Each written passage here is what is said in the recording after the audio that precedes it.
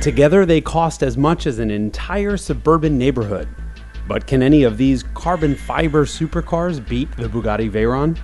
On this week's very special edition of Head to Head, we head to the runway to find out.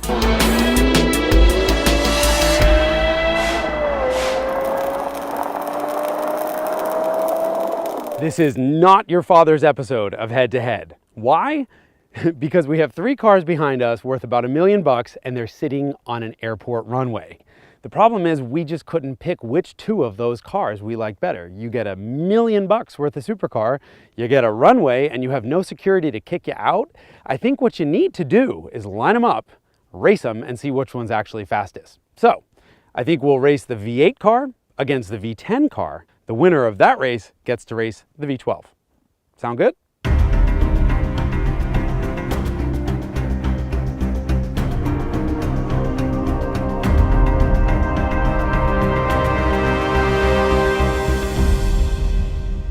In the silver corner, we have the McLaren MP4 12C. Weird name, wickedly fast car. 3.8 liter V8 with 2 turbos strapped on the back. In the yellow corner, Lexus LFA. It's a 4.8 liter V10 with no turbos, so it makes 50 horsepower less, but it's still a really fast car. They're both rear-wheel drive, but the McLaren is mid-engine, so it's got more weight on the back, which means faster getaway. Which one's faster through a quarter? Let's find out.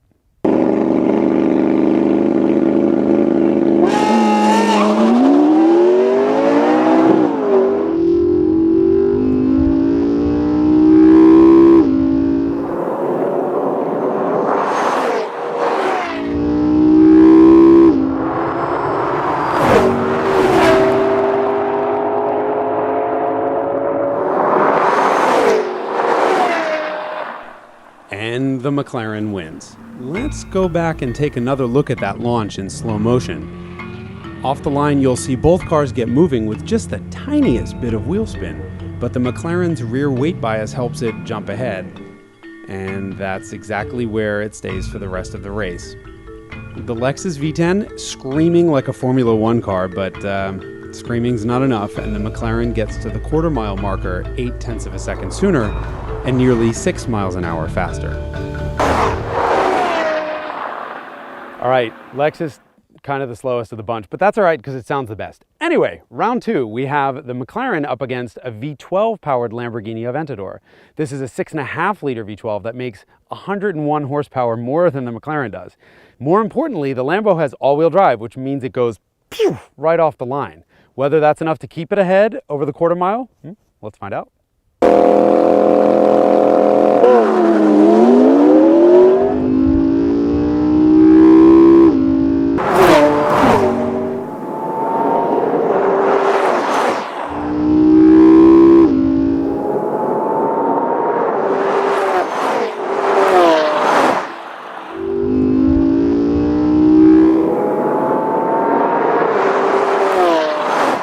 Wait, what? Over so soon? All right, let's watch it again in slow-mo. The McLaren gets a jump off the line because, well, I was driving and I cheat, but cheating is no match for four-wheel drive launch, and the Aventador's is the most violent in the entire business. Thanks to its single-clutch automated manual, the shifts are just as painful. If you ever want to make your passenger cry, you put them in a Lambo.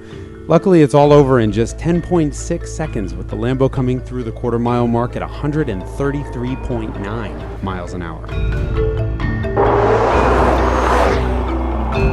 But does that mean the Lamborghini Aventador is the fastest carbon fiber supercar in the world? No.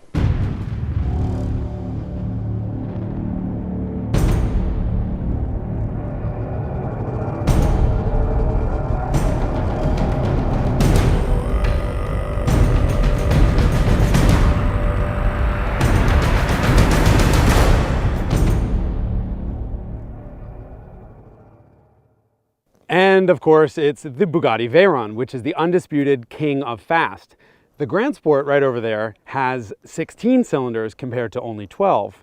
And it has 4 turbochargers breathing air into those 16 cylinders, making 1,001 horsepower or 987 North American horsepower or 6.8 trillion somebody else's horsepower. It doesn't matter. It's really fast. And so we figured we should probably line them up to find out if the Veyron is still faster than the Lamborghini, or if the Lamborghini is faster than its evil French twin sister.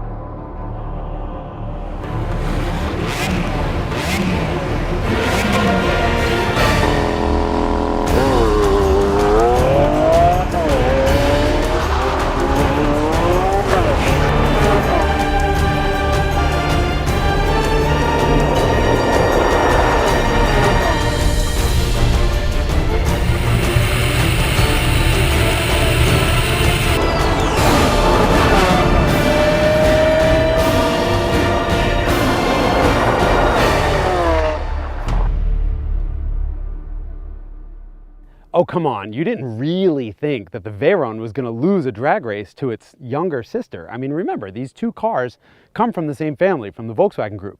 And let's be honest, what happens after the quarter-mile mark is what really counts. The Veyron keeps going to 253 miles an hour versus the Lamborghini's 217. The Bugatti is still speed king, but I think the important takeaway here is that is one fast Lamborghini.